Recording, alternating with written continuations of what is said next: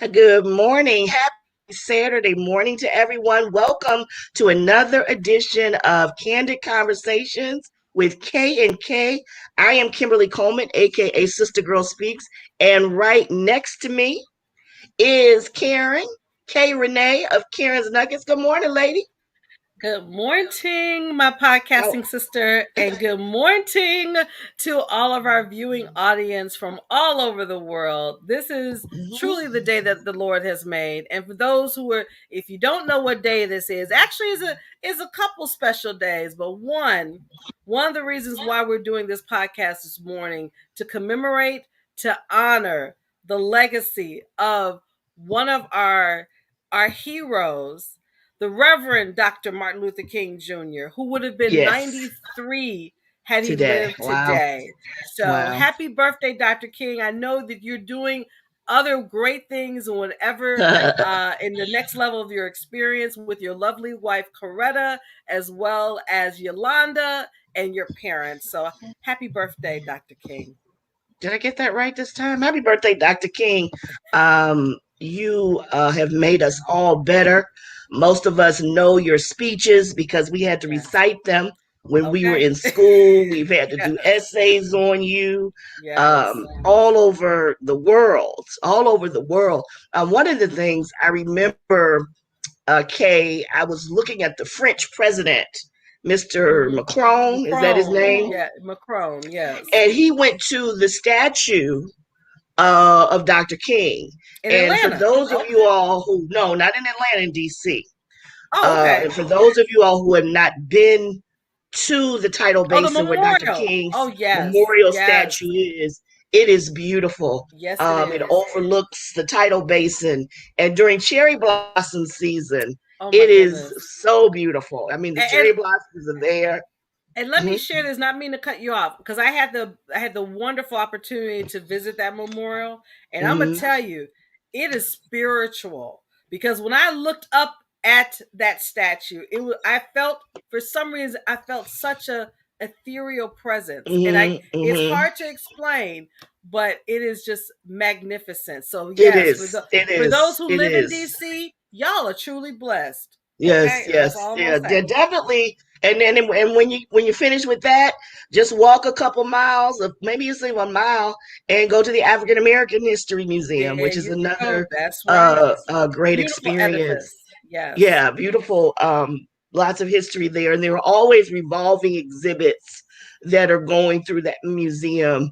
And if you, wherever you live in America, Chicago has a beautiful African American History Museum. Here Usama. in Oklahoma, we have a history museum. We have a Native America First museum for Native Americans, which I plan on visiting. Go to your local museums. When I was coming up, hundreds of years ago, that's what we did on Saturday mornings. We woke up, Yeah. Dad made us clean up the house, and then we went to a museum. That's what we did. So, And not learning only about that, history. Kim, guess what? In mostly every major metropolitan city, there's a King Street, King Avenue, and here in Chicago is King Drive, which is not that far from Uh-huh. where I live. Uh-huh. So for those children who are Uh-huh. Uh-huh. listening, little children, young adults, Google and find out whether Dr. Martin Luther King has a street name in your city. Because I Mhm. guarantee you, he probably does have a street name in your Right. city. I'm not going to tell the Chris Rock joke about the Dr. Martin Luther King Avenue. You all can look that and Google it up, but Oh it's really goodness. funny. We're not going to Oh dishonor Lord. Dr. King this No, morning, no, but it's no. funny. So, as we honor Dr. King this morning, we had to say a few goodbyes. Kate, Renee, and I also always. Well, first of all, let's say happy Founders Day to all the Greeks. The Yes, AKAs are celebrating, I think, 114 years today. today.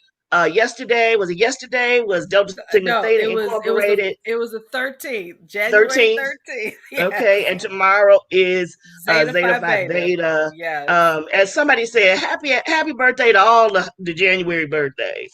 Uh, Yes. So if happy you're a birthday. Capricorn for the first half and then come to next week, Aquarius, the age of Aquarius or the season of Aquarius, happy Mhm. birthday to you as well. So all January birthdays, because Kim knows I am a birthday girl. Happy Mhm, mhm. birthday. Happy birthday. So, shout out to the AKAs who are going to celebrate today. We lost a really funny guy. Yeah. After hearing about him, a really wonderful human being, Yes. Bob Saget. Bob Saget died after our broadcast last week.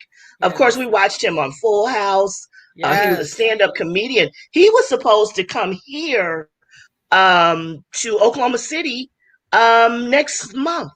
He was supposed to come here, Wow. but Yeah.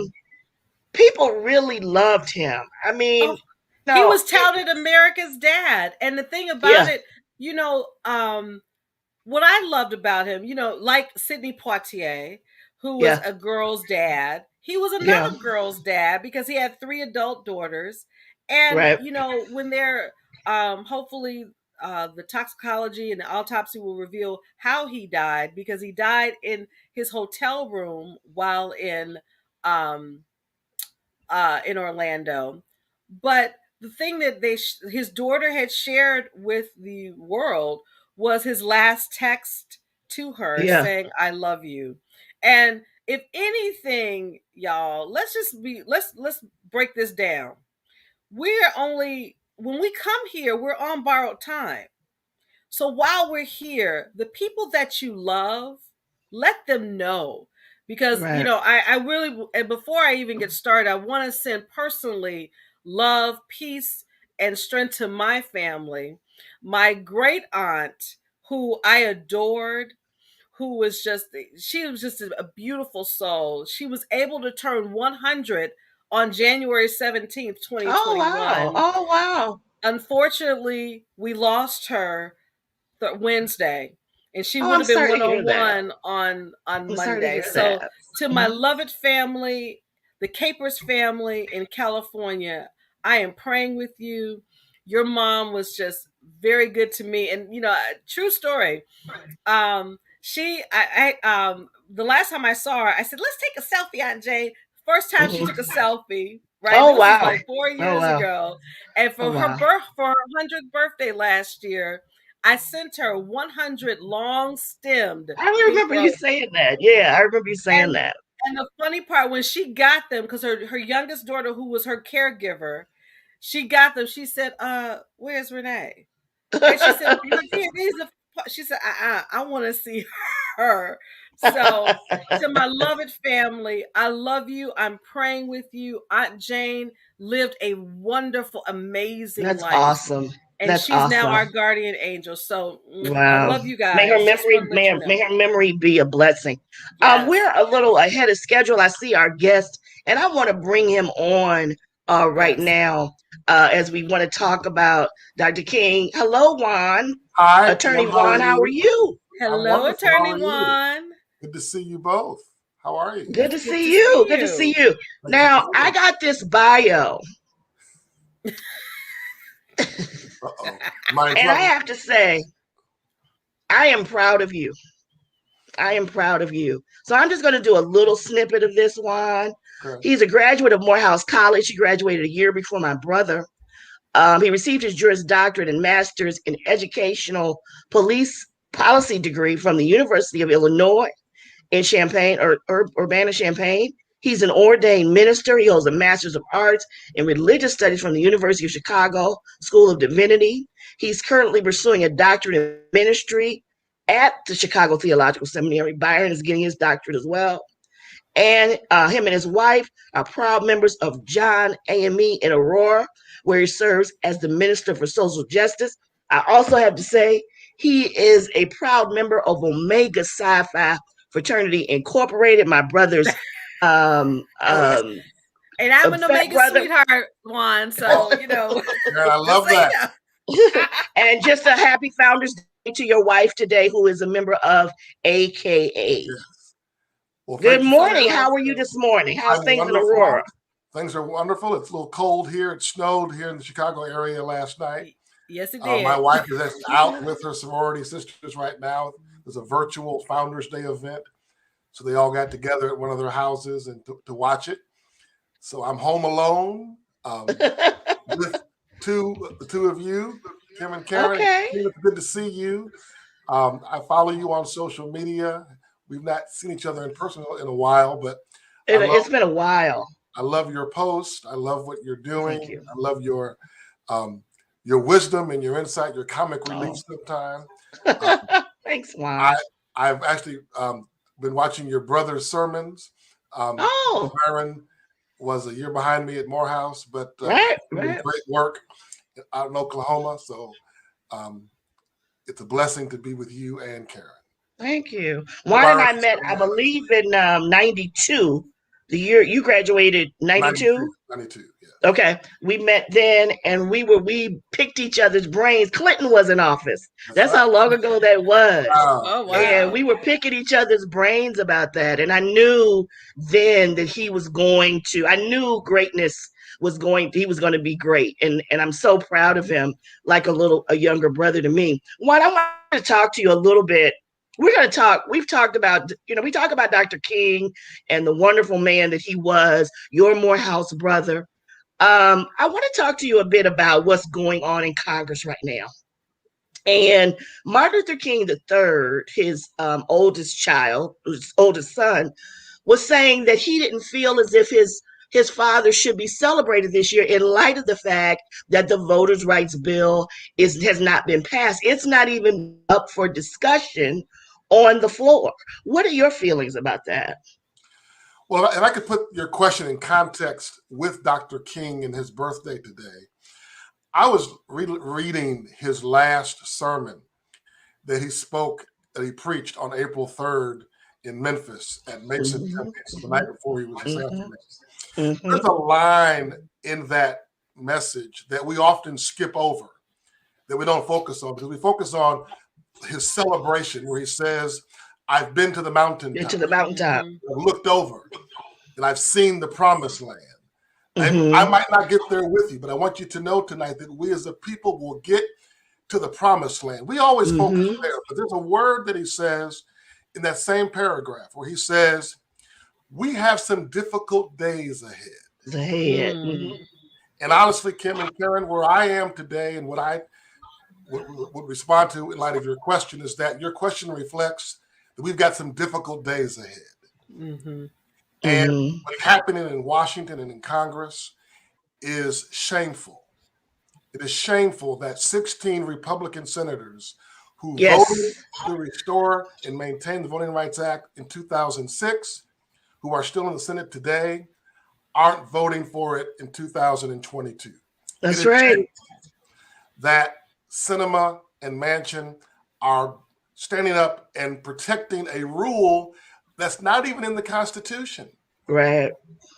And so we've got some difficult days ahead. And I'm hopeful that when Schumer calls for a vote on Tuesday, I believe the vote's on Tuesday, that he'll get 51 votes. But I'm very concerned that we've got some difficult days ahead. And that's why I applaud those who are out in Phoenix today, who are marching and protesting. I saw in the news this morning that there's a group of civil rights organizations in Phoenix on the ground today to put pressure on Sinema. There are marches in Washington going on, I believe, on Monday for this very same reason. We've got some difficult days ahead. And I say it because there's 50 Republican senators who are basically telling us they do not care about protecting the right to vote. And they've made that very clear. And we've got 2 Democratic senators who are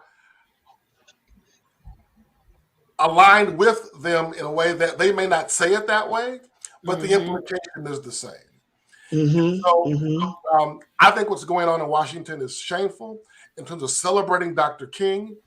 I would say to all those who want to lift up Dr. King this weekend, and today his actual birthday is today, he'd be 93 if he was alive today, is that you focus on the real Dr. King, not the smoke and mirrors, I have a dream, and we all live in brotherly, harmony. No, Dr. King was a revolutionary. Yes, yes. Dr. King was pushing for economic justice, Mm-hmm. not just this what Yeah, I at call the end. symbolic integration. Right. And a lot of people like to, what I call water down Dr. King to make him palatable to everyone. But Mm-hmm. no, he was a revolutionary trying to make America, as he said in his own words, just live up to what you wrote on paper. Amen. That's my favorite line that's my favorite line. I love that. All that we say to America is be true to what you said on paper. We're not asking for extra here. We're not asking for our boats to count as double. Right. We're not asking for that or to be paid. All that we say to America is be true to what you said on paper. Karen, did you But have this something you want to country, ask Attorney Juan? but this No, country has never wanted to truly be a multiracial democracy. Say that again. This country never intended to be a multicultural and racial democracy. Expand right. on that. Meaning, when the founders wrote the words, "We hold these truths To be self-evident. that all men are created equal," the three of us were not included. No. Mm-hmm. And so, for a long time, white women couldn't vote until 1920. 19. Right. African Americans could not have their right to vote protected until literally 1965. Right. Right. So this country has had to push through legislation, through war, through protest to make America as good as its promise. And so what we're finding is that democracy from the founders and for those who want to hold on to that era was really only intended for a selected few. Mm-hmm. So the vote's fine as long as people of color are not the majority. But now that the demographics of America is changing, people are now wanting to, rethink this democracy. And that's really at the core of what's really going on here. It's a fight for our democracy because those who are on the other side of this fight do not believe or they're afraid they're going to lose their standing in this country if they don't have the majority. Right. Karen, did you want to ask Juan? Yeah, to piggyback on what you said, if Dr. King were alive today, what would you think he would say? Given we've gone through a lot, especially more so in these last few years with this pandemic, what would you think he would say? And with Trump and him too. The killings of George Floyd and Arbery. I think he would ask us as a collective community, are we focused on a moment or a movement? Are we trying to change our society just through social media when we post something? Or are we really focused on a movement? And the movement requires, and the question becomes, well, why? What's the difference between a movement and a moment? It's sacrifice. And so many of us aren't willing to make the sacrifice that Dr. King made. When Dr. King died, he was one of the most unpopular people in the country. 3/4 of American citizens thought he was irrelevant. 60% of Black America thought he was, a buffoon. A preacher in Chicago named Joseph Jackson changed his address because they named the street where his church was King Drive. He moved the entrance. That's from right. King Drive to the other entrance.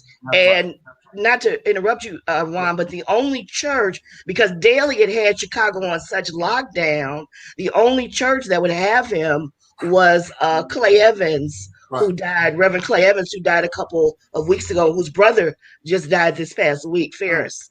Yeah. That's correct.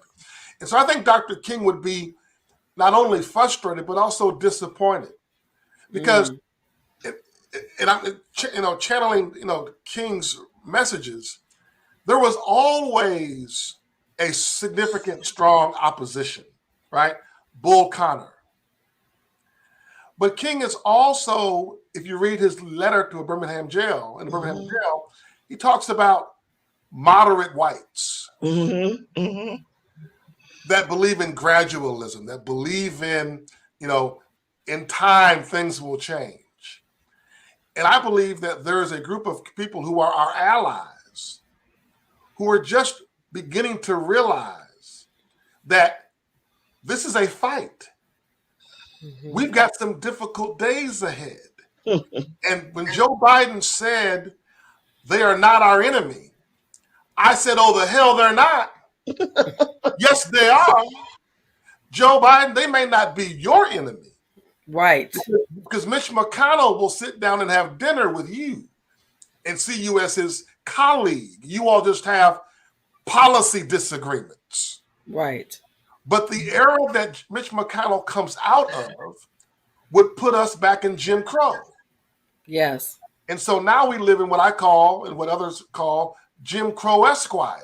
And so racism has become sophisticated. It's become nuanced, right? Yeah. Right. So what we see on January 6th, that radical, protest that is just shameful. Yes, that's problematic on its face.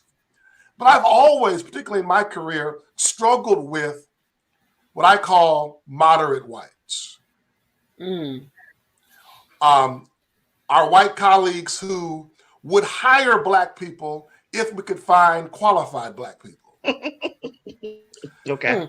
Our white allies who love Barack Obama, but they shun Jesse Jackson and Al Sharpton. They love Oprah and Tiger Woods before he got, with his drama. They embrace Black music, and they always have a Black friend. And I'm sure the ones have been that Black friend. But they haven't been willing to check their racist relatives, their uncles, their grandfathers, their aunts, their brothers, and their own parents. Right. And what I'm saying, and I think what Dr. King would say, you moderate whites, you have a responsibility to check and hold accountable your family members. Right. Right. Black folks storming the Capitol. It's not my cousin doing this. Yeah. Not your cousin. Right. Well, to piggyback off what you said, I'm not sure if you heard President Biden's speech on Tuesday, in which he compared people that are not going for this voting rights bill. He compared them to Bull Connor and Jefferson Davis. And many people felt that was too harsh, that it was too much. I believe John Meacham may have helped him write that speech. Peggy Noonan of the Wall Street Journal wrote a scathing article saying that she felt that alienated those who he was trying to bring over, even, Manchin and Sinema.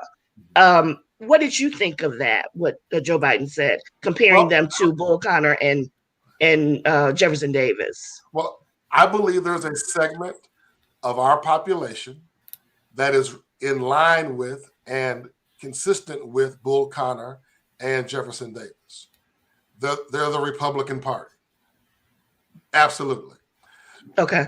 But there are other whites and other allies who are willing to try to work things out with Bull Connor. We can negotiate with Bull Connor. That's Senator Manchin to me. He thinks that they will, their better nature will finally arrive. He can find 10 Republicans to come over and support the legislation, the John Lewis Voting Rights Act, or the the other bill about expansion bill. The expansion or the George. He's always hoping the best out of them. And that's the most frustrating group to me. Because quite frankly, Donald Trump and the Republicans, I'm going to make a very controversial statement. I respect them to a point. You know why? Because it's clear where they stand.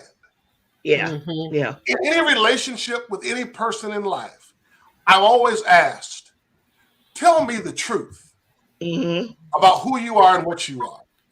and that'll dictate the terms of our relationship. Mm-hmm. And so Donald Trump and his followers are very clear. There's no Yes, they are. confusion there. Right, right, right, right, right, It's right. Joe Manchin. It's Christine Sinema. That's frustrating because you say you're with us, but are you really? Right. It's your friend who says, I care about you, but you never call me.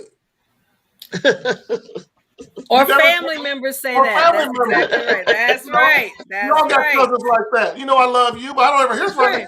But I don't hear from you. Exactly. That's right. I respect those who make it very clear to me. I don't particularly like you. Right. I don't care about you. Right. I don't wake up thinking about you. Right. And the Republican Party and those who stormed the Capitol are clear. And so what I would say to those who were offended by President Biden's remarks, is it because, as I learned in church, and I'm sure Reverend Coleman, your brother, would agree, sometimes you're uncomfortable because I'm stepping on your toes. Woohoo! Because there's some truth to what I'm saying. That's you're right. uncomfortable because right. because it hit a nerve. Right, yes. right. It's not true. Why are you offended? Right. So, I'll stop there. No, you're okay. You're fine. I told you he would be a good guest, Karen. But you know how those Morehouse men are. You can tell a Morehouse man, but you can't tell him much. Did you have a question for him, Karen? No. I really like to continue this conversation. I mean, let me ask you this one on a personal. What made you to go into law, and now you're going to get your divinity degree, you're getting your doctorate? Tell us your story. Tell us your backstory. And I always ask this question. Who inspires you? And what's next for you? Well, thank you for that question, Karen. Honestly, it's my parents' fault. When I was 9 years old, my parents bought me a stack of presidential trivia cards. And at the time, Jimmy Carter was president. Okay. And I studied these cards and read their background and their history as I got older. And I realized none of these people looked like me. Mm-hmm. And I wanted to become the first Black president. And I'm still mad at Obama for beating me. You mad at Obama or Bill Clinton? Really?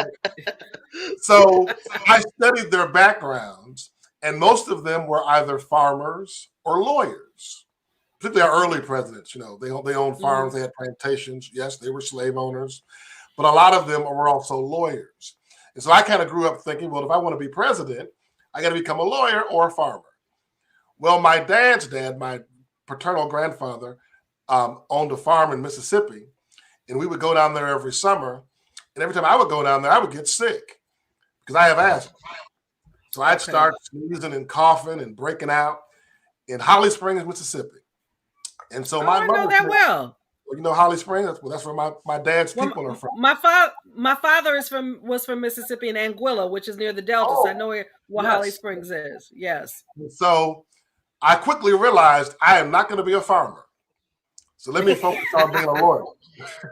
Okay. And that's how it really started. And so when I was in school, in junior high and high school, I was active in student government. I was student council president. And so government and leadership opportunities were always kind of what resonated with me. I grew up, my first political hero was Jesse Jackson and Harold Washington. Harold Washington became mayor of Chicago when I was 13. Yes. I loved seeing him. Yeah. He ran for president in 84. Those were the days. Right? So I grew up in that type of environment. My dad would take me to Rainbow Push on Saturdays where I could hear Jesse Jackson speak and see what Rainbow Push and breadbasket was all about. That was my early years. And so then, this is where I met, Kim's brother in college. My dad knew how to get my attention. I like to travel. So he paid for me, my parents paid for me to go visit HBCUs. Okay. So I went to Howard, went to Hampton, went to FAMU to visit the campus. Well, when I went to Morehouse, it's my senior year in high school, I saw something I had never seen. I saw a group of African-American men in a classroom with a black professor talking about not sports, not the party on Friday night, not women, but constitutional law.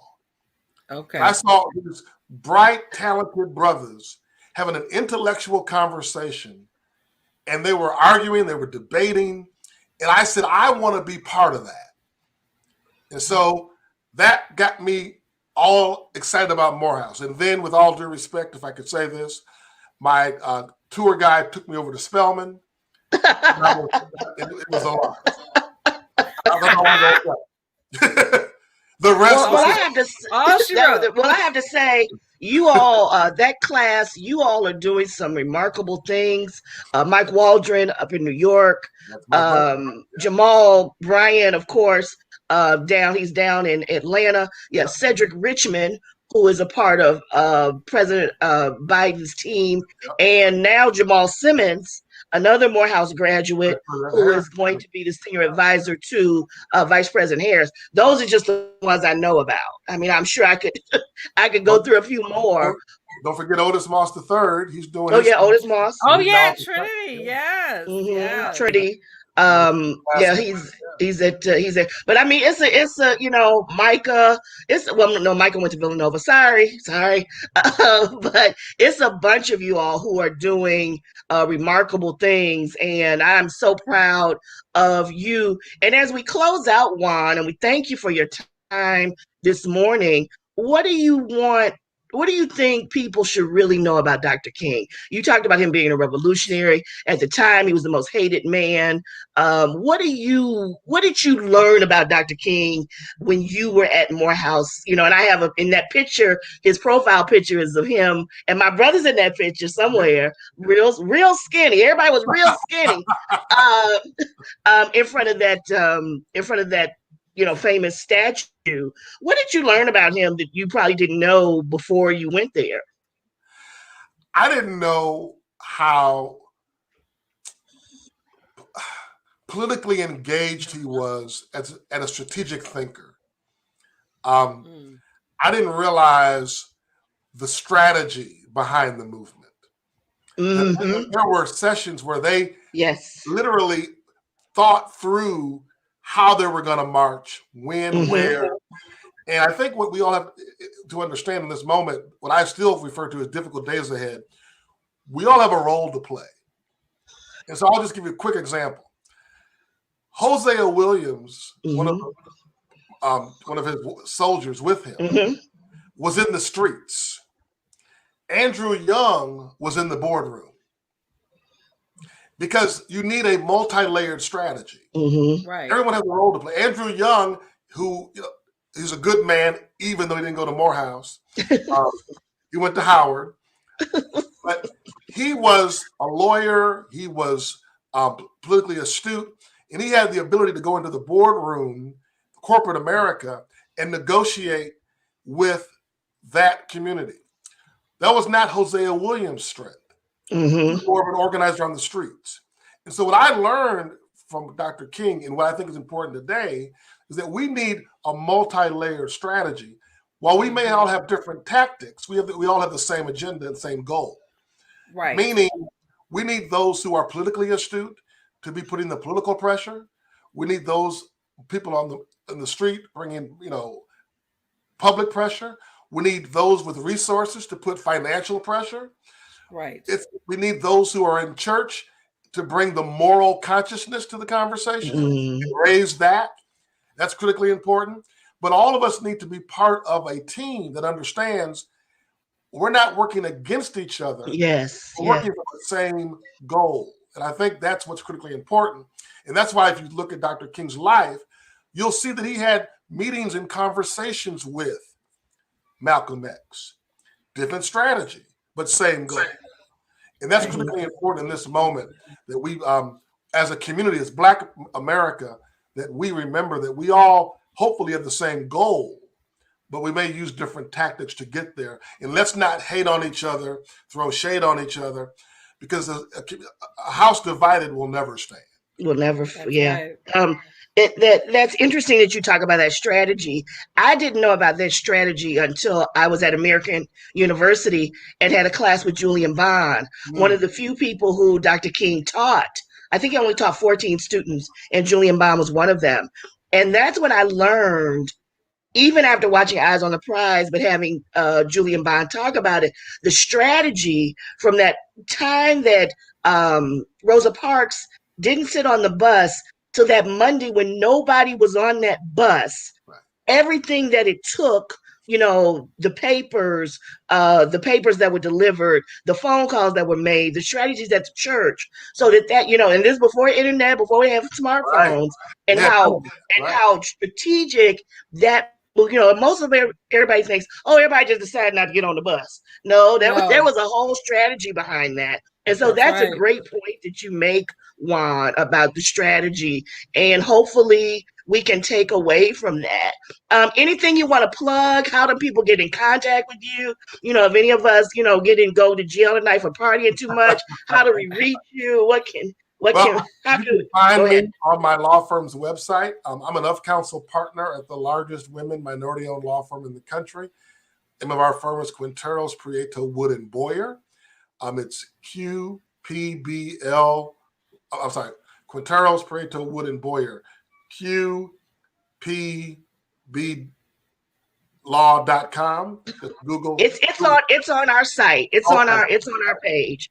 So we have that there. Yes. You find me that I'm also on Instagram and Facebook and Twitter. And so just Google Juan Thomas and you can find me. Okay. Well, thank you so much for your If I time. need a good lawyer, Juan, I'm calling you. Well, Karen, I'm here for you. Are you in Chicago? I am. Southside, dear. Okay. Well, when this pandemic, we need to do this in person. Absolutely. Yes. Absolutely. And hopefully, see you. Yeah. It's good to see you. And Good to see you. Best of love to your wife, who I haven't met yet, but see her beautiful pictures on Facebook. And again, happy Founders Day to her. And best of luck to you. And when this pandemic is over, we're gonna get together. I hope so. God bless you. Okay. God bless you too. Juan. Take care. Bye. Get out of the stream. Okay. That was a good guess. Wow, that was powerful. That's a good guess. That was powerful. I mean, I thought he would have been. You think about what this day means. To some, of course, even though Monday is the federal holiday, it's a day off. But for me, like you, like Juan, we read about Dr. King. We had to do his speeches. We had to really know the true meaning of what nonviolence was about. But the thing about it was that downside, which I've read more as an adult, how he really just did not like the Vietnam War and how he was ostracized to the point before he got assassinated. Yeah.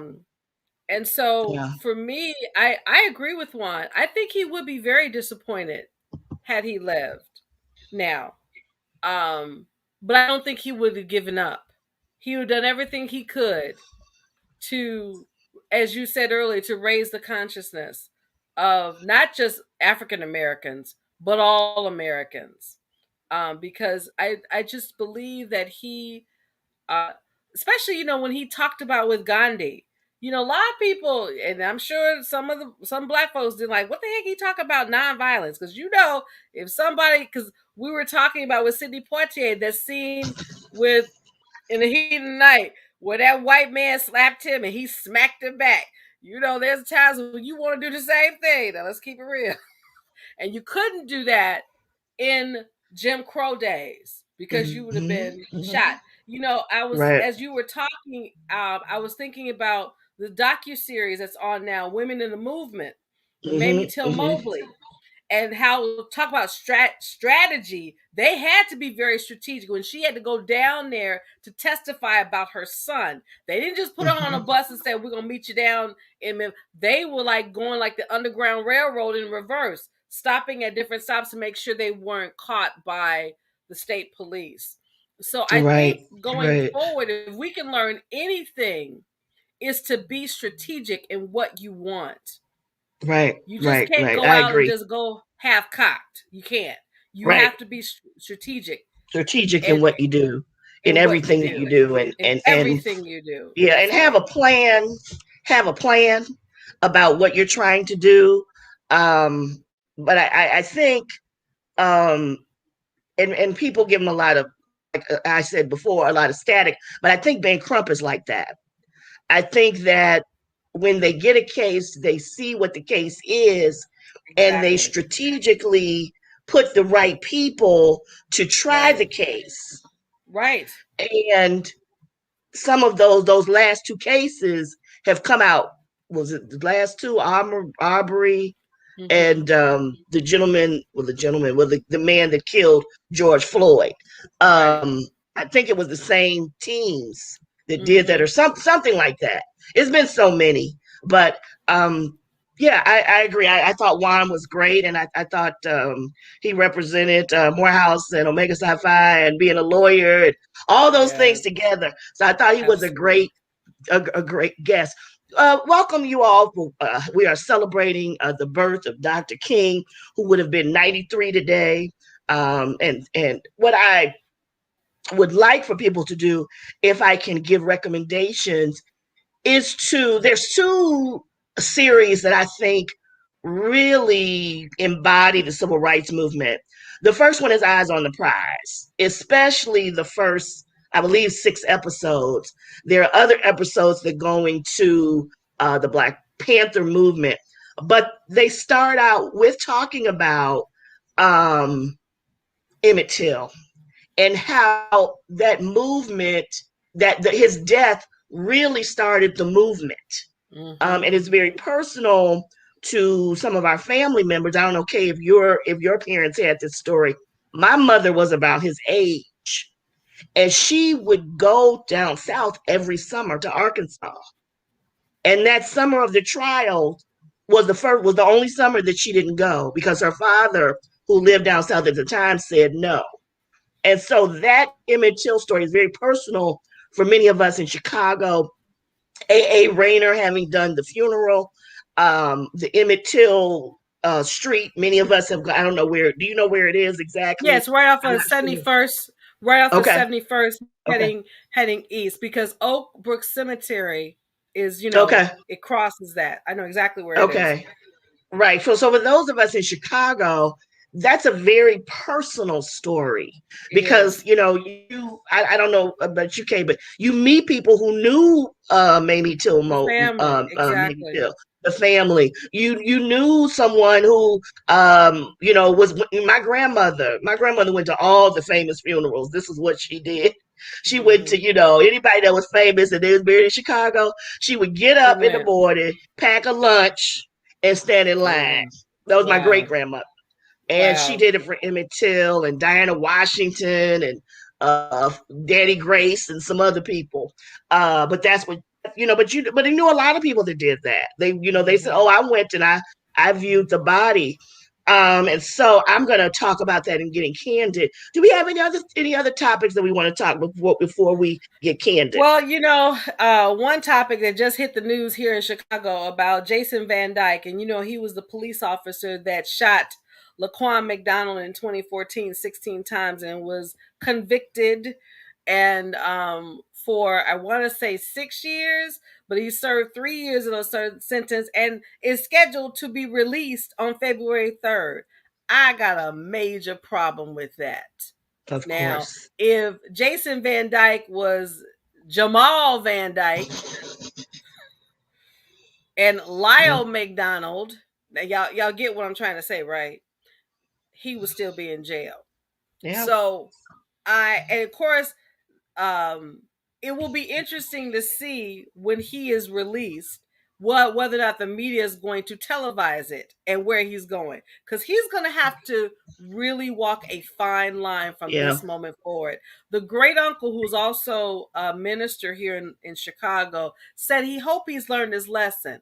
I don't know, Kim. Do you think he's learned his lesson, Not at or you think all. he's just probably just sad because he got caught?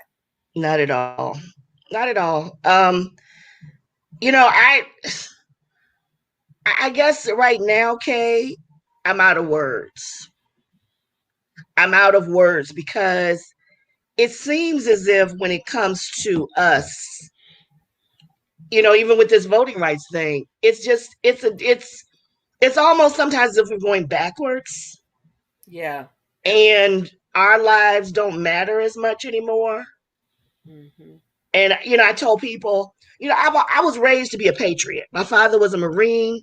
I was raised to be a patriot, salute the flag, Star Spangled Banner, and all of this. The two things that really, I think the one thing that really, really touched a nerve with me was Breonna Taylor. Yes. Because I thought, here's a young lady who she worked in the hospital system, first responder, I guess you would say, or something. She was Working during this EMT. pandemic, during Right. the pandemic, was asleep in her bed and was killed. And then nobody is held accountable. Right. And I'm not saying that Trayvon Martin deserved to be killed, because he did not. But what I'm saying is Trayvon was walking the street, even though he shouldn't have been killed at all. But what I'm saying is, whenever somebody used to say to me, we haven't, nothing has changed, I would get upset because I say, yes, things have changed. What's the difference between Breonna Taylor being killed in her bed, and Emmett Till? Nothing. What's the difference? I don't see one. Both were in their beds, sleep, and both were killed, and nothing has happened to either of their killers. That's my candor for the week. And I was thinking about that as I was. And to piggyback on that, the woman who said that Emmett Till whistled at her, she's still alive. Miss Bryant. I thought she died. No. She's just hidden. Okay. Because they won't. Knowing her family will let her know, but she's still alive. Veronica Bryant. As far as we know, she's still. They're just hiding her, and I'm like, why? But guess what?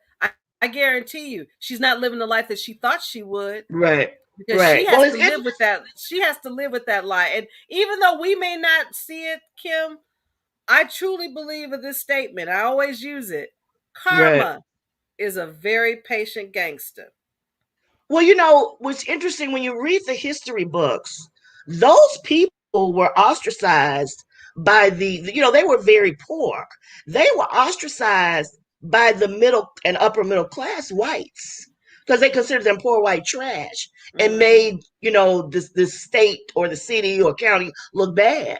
So they were not, like, parades weren't held in their honor. They were very much ostracized. If you ever read B.B. Moore Campbell, who's deceased, she writes a book called Your Blues Ain't Like Mine. And when she talks about a case like Emmett Till and how that affected everyone. And I mean, the men that killed Emmett Till couldn't get jobs.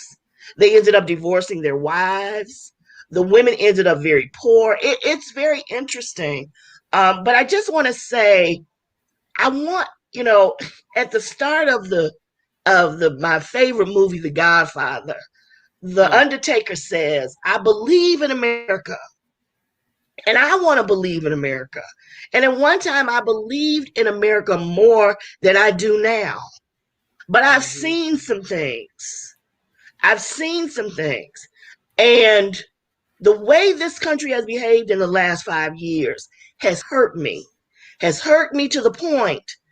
The only thing that really is keeping me in this country is my parents. Because if you don't value my life, why am I here? Right. Paying taxes, voting for some of y'all. If you don't feel that I am valuable enough that I matter to vote, to sleep in my bed, for my brothers and uncles and cousins, male cousins, to drive down the street and not be killed, why am I here? I love this country. This country has been good to me and my family. But this country now has been spitting in my face. And it hurts. because, like Kay, um, we have fought in wars in this country since the beginning of this country, That's right. even when it wasn't in our best interest to do so.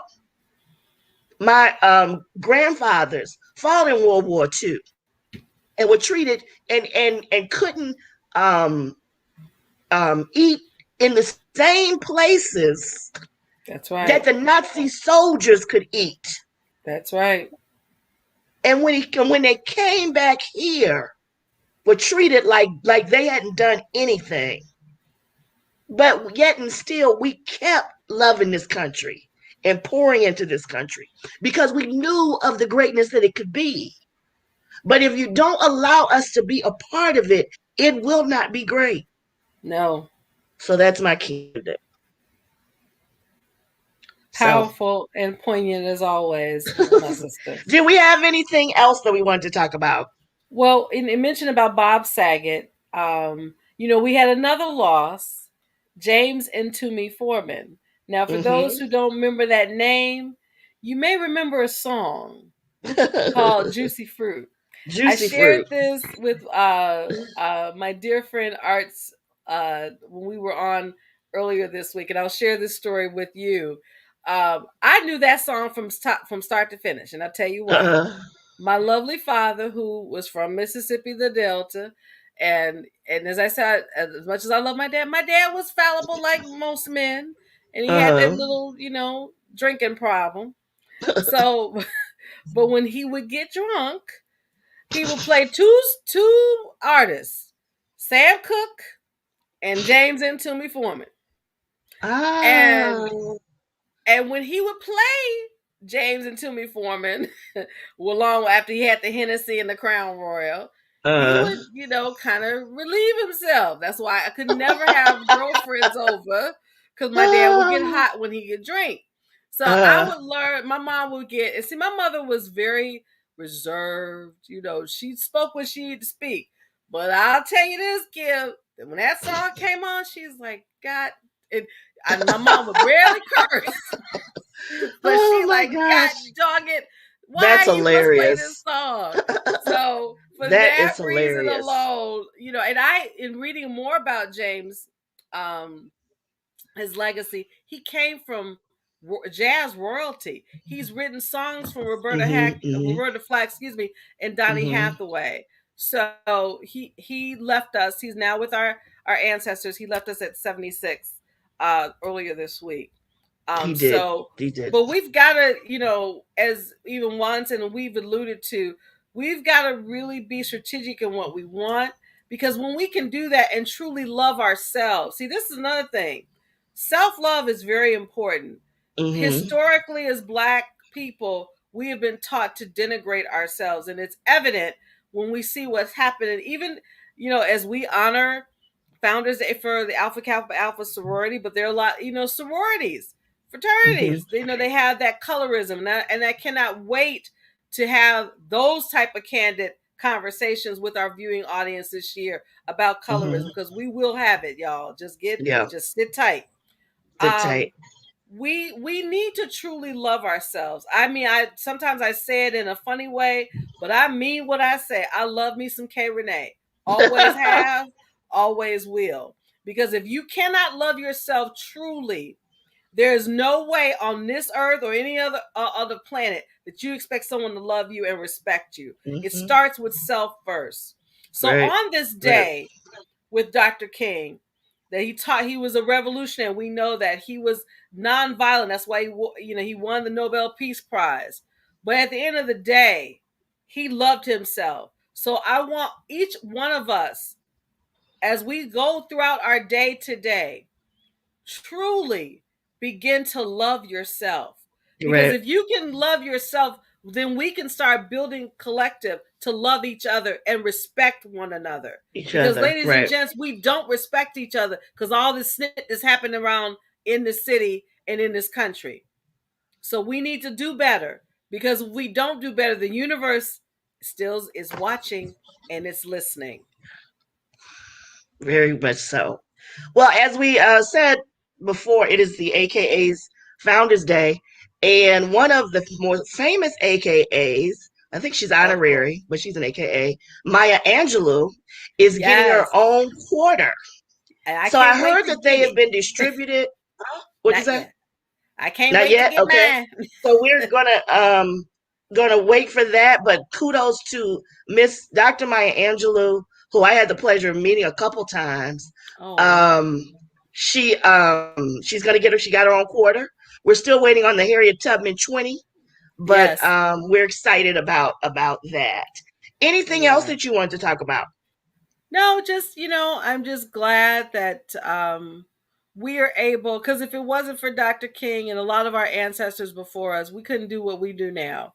So Yep. I pay Yep. homage to him, especially his queen, Coretta. Let's not Yes. forget, because Yes. beside every great man, there's a woman right there taking care of the business. So Yeah. we will Yeah. always honor She Coretta was Scott King, amazing. who was an AKA. So, Yeah. Yeah. Yeah. Yeah. and so to his children as well, Reverend Bernice King, Dexter, Martin Luther King III, we honor you as well, because you're Hmm. keeping Hmm. your father and your mother's legacy alive. So we honor Alive. you as well. Yeah. So we want to thank you all. We had a few people that joined us today. Jean, Joan Hart, Steve Willis, who I went to grade school with, Kevin Wayne came in. We just want to thank all those that joined. I probably missed a few other people. Thank you for listening to us. It's only for a little while. We ask that you subscribe to our Our channel. YouTube and our Facebook page, Candid Conversations with K and K. Please subscribe. You see it scrolling at the bottom. We will be back here next week talking about fitness for the new year and also economic empowerment. We love you all. Continue to pray, praise, and push. And we will see you all next Saturday. Same bad time. Same bad. Before we Yes. go, gotta give that nugget. We Oh, I'm can't leave sorry. without the nugget now, can we? Sorry. Okay. Okay. And this nugget is by Reverend Dr. Martin Luther King Jr. And he says, never, never be afraid to do what's right, especially if the well-being of a person or animal is at stake. Society's punishments are small compared to the wounds we inflict on our soul when we look the other way. And that was by Reverend Dr. Martin Luther King. We love you guys.